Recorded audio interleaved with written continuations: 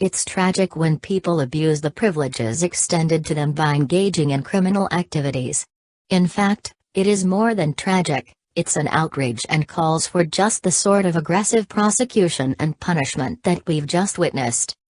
The food stamp program has been riddled with fraud. What began as an effort to combat hunger and malnutrition among the poor has turned into an opportunity for criminals to milk the system and convert a social service benefit program into a personal enrichment scheme.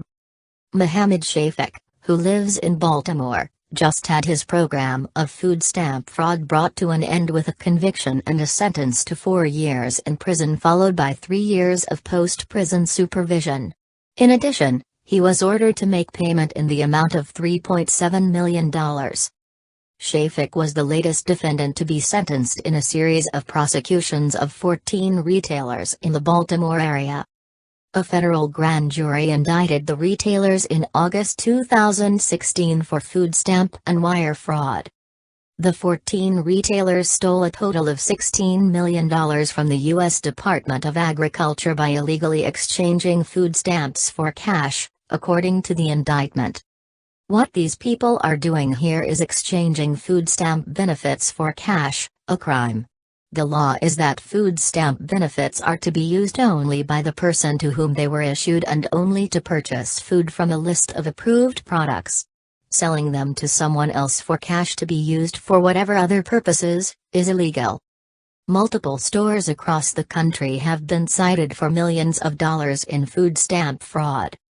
Investigators found more than $20 million worth of food stamp fraud at retailers in Florida, and 140 stores in Chicago were cited for food stamp fraud.